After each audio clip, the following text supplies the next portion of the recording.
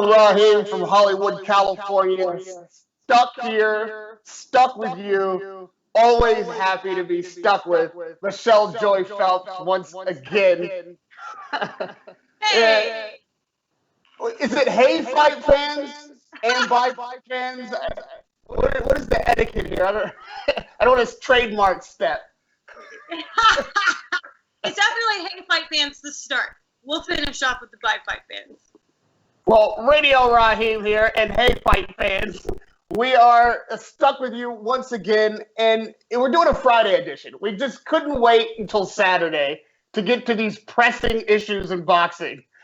The news has gotten so far down the road of just people talking shit, people making shit up, people having something to say about returning to their careers some 15 years later, that it's a bit like we simply have to address all things at once. It couldn't wait, because it's not like a Saturday night fight environment, right? This is like a Friday night after the weigh-in, everybody talking shit session. So just be prepared for that. This is not news. I think we are addressing officially fake news.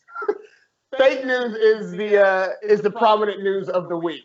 I know that everybody is so hungry for like a live boxing match, for elite competition to return to the ring, that we'll talk about just about anything these days. Like, we're prepared to discuss anything that any elite fighter says. And the best conversation to have is a unified, undisputed heavyweight championship bout. That's what we've all wanted for so many years. We thought we were close to it. We were almost there. It was going to be America versus the UK or America versus the Brits. The whole world would be watching, and then we all know how the apple cart got upset. So the idea of Fury, Joshua coming together to settle the score for all belts, for an undisputed title shot, heavyweight championships on the line, it's just too delicious to not discuss. Yeah. It's not going to happen. Not next. I don't care how long this quarantine lasts. It's not going to happen. Michelle, you know as well as anybody, like, you can run down just how much have you seen over this past week of discussions, like real negotiations being discussed of a fight that just, it can't happen. It's interesting because the first thing I thought when I read that, like all the news articles, was like, wait a minute, how? Like, we have contracts in place. I understand that the contracts that were once signed are no longer valid because the date is different, but it doesn't mean it changes with who the mandatory is. It doesn't change the automatic rematch clause that is in place. I do not, under any circumstances, see Deontay Wilder stepping aside for any fee, especially after Eddie said something along the lines of, it would be embarrassing if Wilder did step aside. So it's almost like you're almost egging him on even more. Like, well, I'm definitely not stepping aside if that's what you're going to go off saying. So I think it's fun news topics. I think it's fun to talk about the what ifs right now, but the realistic, or being realistic about this, it's not happening. It's not happening. How are we even saying negotiations when they they can't get past the opponents that they have under contract? It's not happening. Will, and it's funny because I have to read this real quick. Eddie Hearn said that he stressed the tentative nature of the discussions, but confirmed to ESPN, we're talking to MTK about where the fight would take place. At the moment, the main focus for everybody is the contractual situations, aka the guys they're supposed to fight next, right? The conversations between myself and MTK are that we've had an approach. The only discussions at the moment are where the fight would take place, and we don't even know when this fight could take place. We're certainly open to having discussions about the possibility of this happening this year or next year. So who done messed up and started reporting that it could be next? Because according to what Eddie said, he's basically saying we're having a conversation about the possibility of a unification fight that may not happen next. Yeah, you have actually piqued my curiosity about one element of the story, which I hadn't considered, to your credit. Are the contracts they sign relative to a timeline? Because a good lawyer could worm his way into the wording of something like that and maybe find some room for negotiation. Because one thing I'm certain of, Tyson Fury is not afraid of a third fight with Deontay Wilder. Deontay Wilder is definitely not afraid of a third fight with Tyson Fury. But that said, if Tyson Fury could get out of that third fight legally, get out of that contractual obligation, and have a unification undisputed fight in the UK or even Saudi Arabia, I would be hard pressed to believe he wouldn't take that option, no matter what's been said. The question for me is, how do you get it? Pulev is probably the easier of the two to get to step aside just because he's with Arum. He could have a fight shot down the line. He'd probably pay him a lot more money to not fight than to fight. I could see that negotiation, like some bones for that to happen. But Deontay Wilder, what would it take? Like, he's doing it. What would it take? Look, they say everybody's got a price, right? Which can be insulting to a guy who fights on integrity. But for the sake of discussion, let's say everybody does have a price. There's got to be a number you could reach or a situation that you could put forward that would make at least Wilder start to think about it. This is exactly what Eddie Hearn was talking about when he's saying negotiations. What they're trying to do is they're trying to see how much money the Saudis are going to bring to the table. Now, I don't know, given the current circumstances of the pandemic, we all know the oil companies are not making any money at all. So I'm curious to know, not saying they're not already like trillionaires, obviously billionaires, but yeah, I think they saved a bit for a rainy day. My point is, it has to make sense, doesn't it? And if they can't have it in front of a live audience, not that it's too big of a deal, because we all know the last time we went to Saudi, it wasn't the biggest crowd. But I just don't know how much money they'll be willing to fork out for a fight where a big chunk of that money will have to be placed aside for a step-aside fee to try to dangle the carrot in front of both of the opponents to say, well, if I gave you this much money, would you take it?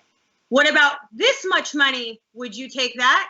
They're going to keep playing with the number because they're going to have a budget in their head. And I think that's sort of what they're waiting on and hoping they can bank on the fact that Wilder will want to step aside just for a few more months before, and maybe he gets guaranteed the winner of that fight. Although we both know that's not going to happen because we have Dillian Whyte, who apparently is locked into that February date, according to Mauricio Solomon, and they will not budge. He has to, whoever has the WBC title come February-ish will have to fight Dillian Whyte before any other fight takes place.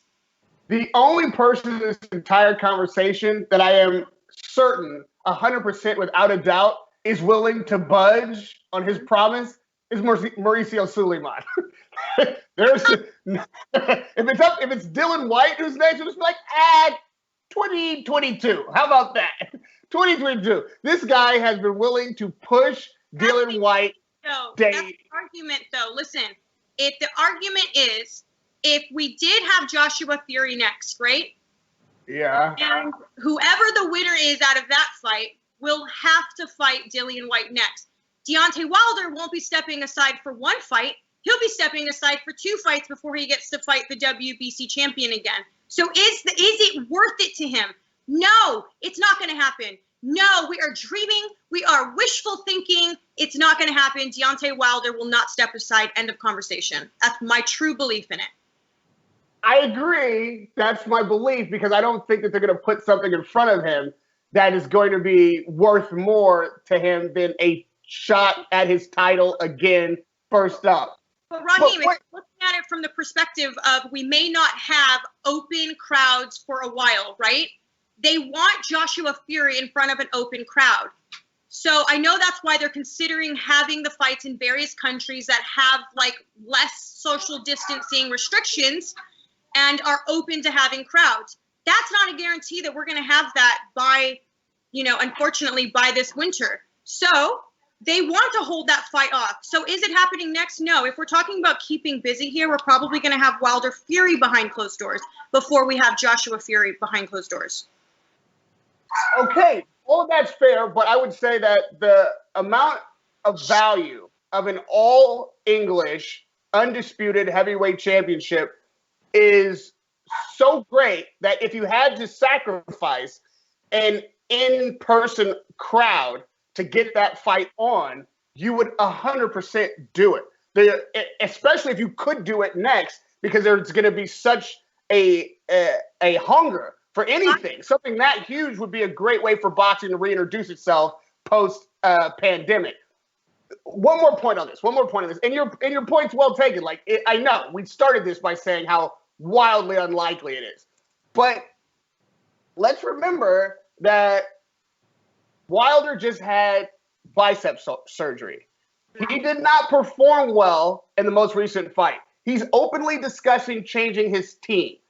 It looks to me like Tyson Fury has battled his demons successfully and is continuing to train. He seems in good spirits. He seems like he's going to come out of quarantine ready to fight. Yeah. And it might be like, this is something Wilder would never say, but if I was on his team or in his ear, I would have to consider it might be in your best interest to drive the price up, get as good a deal as you can, as many promises as you can in writing, and maybe do that step aside, get prepared with whoever this new team is, test that bicep, heal up, change your approach, see what Fury, Joshua ends up being. You might get Fury out of the way without beating him again. And like I said at the very first broadcast, I'm as interested in Joshua Wilder today as I was when both of those fighters were undefeated. I still want to see that fight. I still think that there is a lot to be learned from those two guys facing each other. And if Joshua somehow beats Fury, Wilder could have an in around to all the belts as opposed to just fighting to reclaim his one. But I'm going to put one question to the fans. If you're Wilder, what would it take? Don't give me what would it take for you to take the criticism, to lose a shot at your title, to maybe never get another one? What would they have to put on the table? Do you know what I think? I think if we're going to play with the little numbers, and if you're asking, so I'm just going to guess. My guess is if he's going to take a step aside fee, and perhaps his team is suggesting maybe the injury isn't completely healed, I would say it's going to take the same amount of money that he would have made in a fight to begin with. Yeah. Well, okay, the same amount of money he would make to fight Fury? Yes. I think they can probably come up with that money. And they especially, we get this Saudi oil money, we get all the licensing. I guarantee in the contract, Mauricio Sullivan signs too. It would have to be that he gets the winner of that fight immediately following. No exceptions. But then again, you got to get the mandatories who everybody's got to agree. And I just don't see it happening. I just don't see it happening for all parties. It's like one fight's one thing, but it trickles down into multiple. So it's like you're really waiting a lot longer. You're waiting an additional year, if not longer, before you get your shot. So I just don't see maybe Pulev, because maybe if they can give Pulev a pretty nice chunk of change that he's never made before, I can understand that, but I just don't see it happening with Wilder. I'm still going to stand up. I say I'm Wilder. I want a third of the purse. I want the favorite nation. Joshua, Fury, Wilder. Everybody makes the same money. You want me to step aside? I'm taking thirdsies with everybody. And that's not all. I want to be the co-main event fight facing Mike Tyson.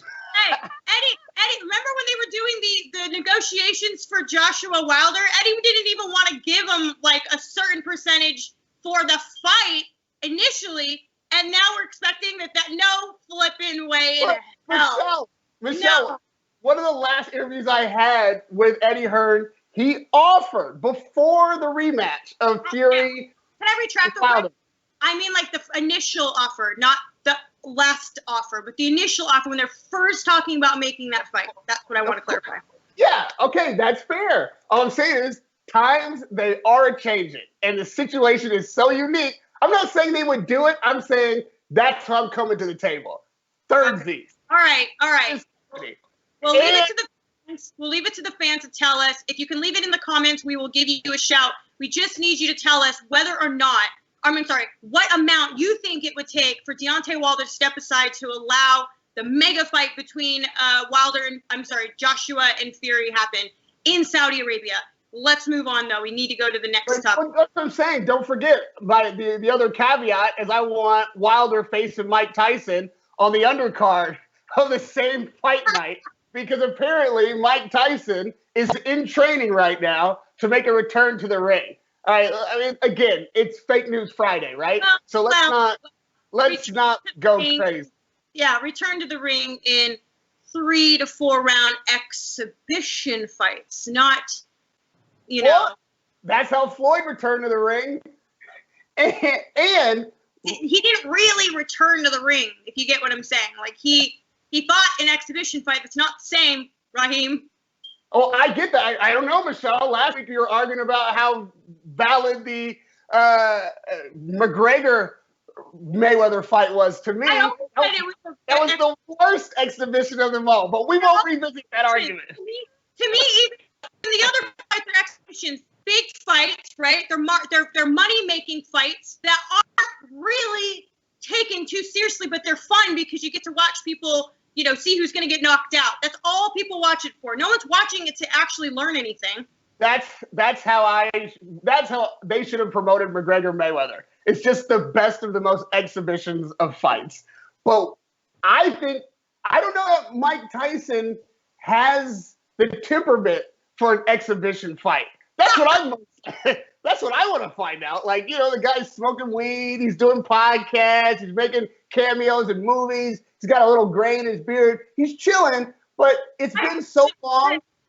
Rahim, real question. Maybe people can tell us. Real question. When you smoke weed, I don't smoke weed, so I don't know.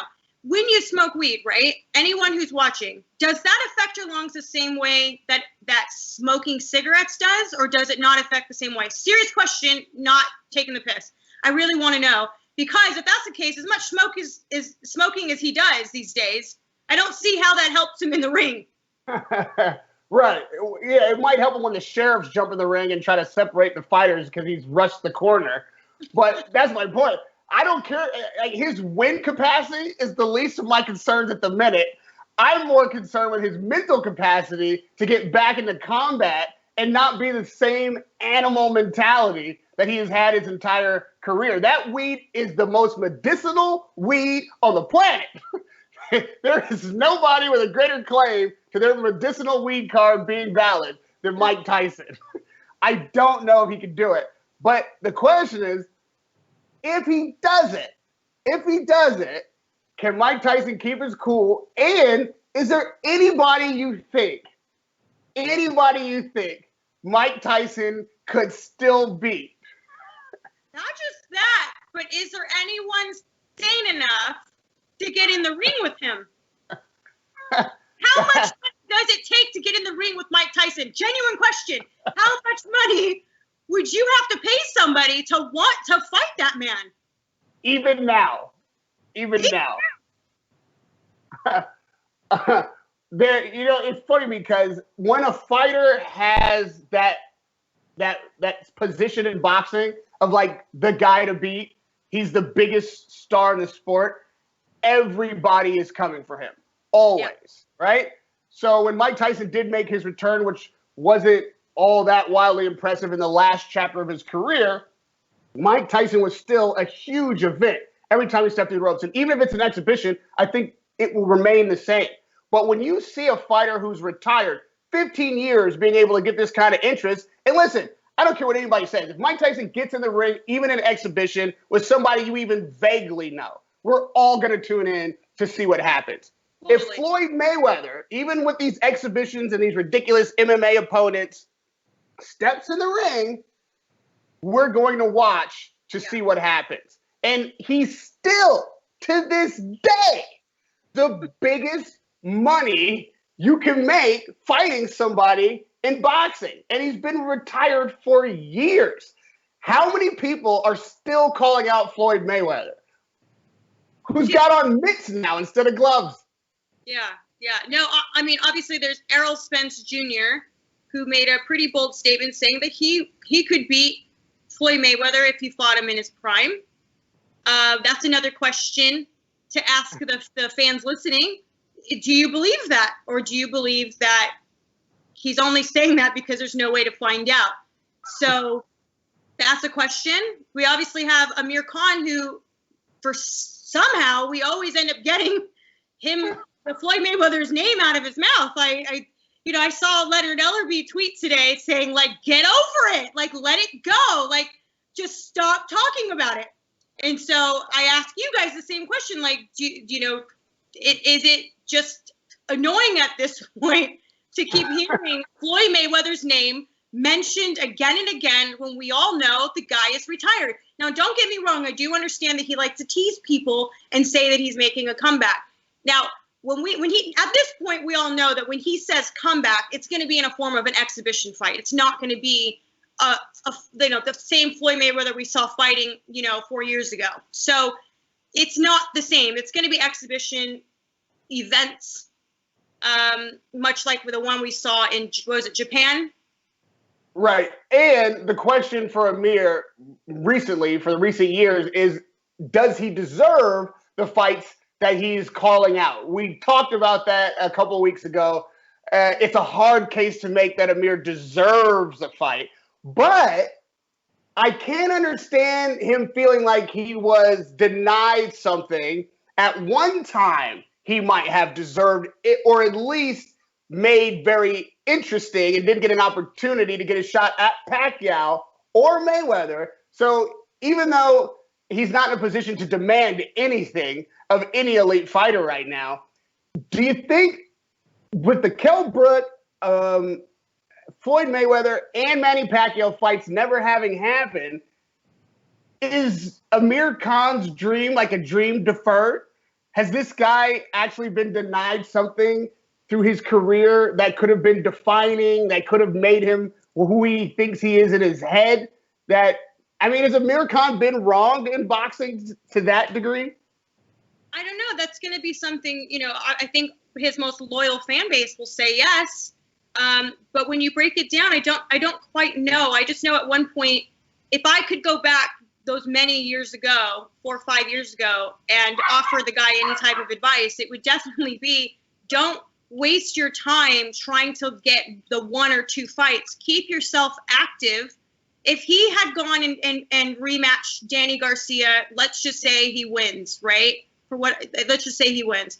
Then I think that he would have been like, if he made his agenda to avenge his losses and then build his way up to a position to where those marquee fights make sense, then I would definitely say, that he would have deserved it. But again, you could justify or argue does someone deserve something in so many different ways? Do you know what I mean? So all I want to say is I am disappointed at the idea that Kell Brook recently said that he was not going to continue to maybe hope that the fight against Amir Khan can happen. It's done. It's over with. And then Amir Khan recently said, well, Kell Brook needs to know that I'm the A side and he's the B side. And I swear, I could have had anything in my hands at that point, and I just would have thrown it in the air and walked away. Like, I'm just so tired of hearing it. It's the same thing. It's almost like Twilight Zone, yeah? You're always hearing the same thing again and again and again and again, and you start to go crazy because you're like, bro, didn't we just talk about this 3 years ago? And it's the same thing. It's like, either make it happen or don't make it happen. It's really simple. And when I remember saying something on social media about this, when someone commented saying, like, why are you so tough on Khan? And I'm like, I'm not being tough on Khan. I'm simply stating the facts, the obvious. He told Kell Brook, do X, Y, and Z, fight more names, get a world title. And he did it, and he still didn't give him the fight. And it's not like we couldn't have had the fight. You got to understand, both guys have been available for some time now. There's no reason it couldn't have happened. There is no, scheduling issue. So I'm just calling it as I see it. It's like, I I do believe that if someone believes that they can win so wholeheartedly, if Amir Khan truly believes he can beat Kell Brook, then go beat Kell Brook. I like the rest of the fans are like, either say it out loud, say I'm never giving Kell Brook the fight, or just like move on. Let's just move on already. And so I'm so tired of hearing it again and again. All right. So finally, I think we've got 3 good questions. And the last 2, I can't help but ask. It's going to be a bit ridiculous, but it is Fake News Friday. So everybody's got to take these questions with a grain of salt. Okay? Mike Tyson is definitely training for something. I don't know if it's going to be like, a celebrity boxing match, something for charity, or if he has somewhere in the back of his mind, hey, if this goes really well, maybe I can get one more like sanctioned professional fight. But as in any comeback, boxers are going to make their opinions known. George Foreman has come out on the record, and even in the exhibition realm, he's like, yo, Mike, it's done. Like, we don't need to see you in the ring anymore. Your time is over. Forget about it. We don't want to see you come back. So to me, that is just the first barb of shit talking for a possible huge comeback for both fighters. All right, so here's what I'm saying. Would you rather see Mike Tyson return to the ring against like George Foreman? They're both super old. They both got gray hair if Foreman has any hair left at all. And Foreman's already talking shit. Sounds like a perfect fight for an old man comeback one more time around the block type of fight. Or would we rather see Floyd Mayweather return in one of those exhibitions? Amir Khan, Lomachenko even has Floyd's name in his mouth, and he hasn't called Floyd out per se, but he did say that would be his dream fight. Obviously, Floyd's a lot closer to it than what Mike Tyson is as far as his last competitive boxing match. Could Floyd Mayweather beat Lomachenko today? I'm not talking prime. I'm talking about if Floyd was like, you know what, let me grab this spotlight right quick out of quarantine and be the first big sensational boxing match to happen. Could Floyd Mayweather take on Lomachenko and beat him today? Those are my 2 remaining questions. And then what was the last one? What would Wilder take? If you were Wilder, what would it take to make that fight? Do you want to weigh in on my last 2 questions, Michelle, before we go? No.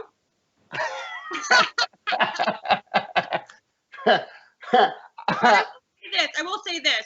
We, the media, are responsible half the time for these, like for people repeating Floyd Mayweather's name and so forth, because we bait them sometimes into questions that do, make them mention the names. And we don't mention that part when, it's written into an article. It doesn't say, reporter repeatedly asked the question about Floyd Mayweather and they responded. And so I do know half the time these people, they don't intend to necessarily always bring them up or, bait them into, wanting to talk about it. I mean, no, we bait them into wanting to talk about it. So just wanted to clarify that. We do that. With that said, if this conversation is still relevant whenever I get a microphone in front of Lomachenko, I'm going to do exactly the same thing because I would kill to see that fight. I'll tell you right now, there's no cliffhanger here. That fight, and yes, even more so than the possible fights that are really discussed that are possible to be made, if Floyd Mayweather were to come out of retirement and face Lomachenko at 140 pounds, that would be the fight I would most want to see. To me, that would be like a marvelous boxing clinic, and I don't know who would win it. Like at 140 pounds, if Floyd could get down and Loma gets up to 40, I would if all these fights were happening on the same night and I could only go to one of them, I wouldn't even have to think twice about it. So hopefully we'll be back on Saturday next week talking about real news instead of Fake News Friday, but you never know what the next few days hold. What? Yes, let's hope we get some real news to talk about in this coming week, and then we won't have to BS you guys half the time with topics that are really not real news, but more of just, Fantasy Friday matchup sort of thing. So, as is my custom, I'm going to go ahead and head off, let you people get back to your lives. Go ahead and have me a Friday drink. Oh, my God. Oh, my God. Radio Rahim here, bleaching my veins, getting rid of this Rona. Bye, fight fans. Bye, fight fans.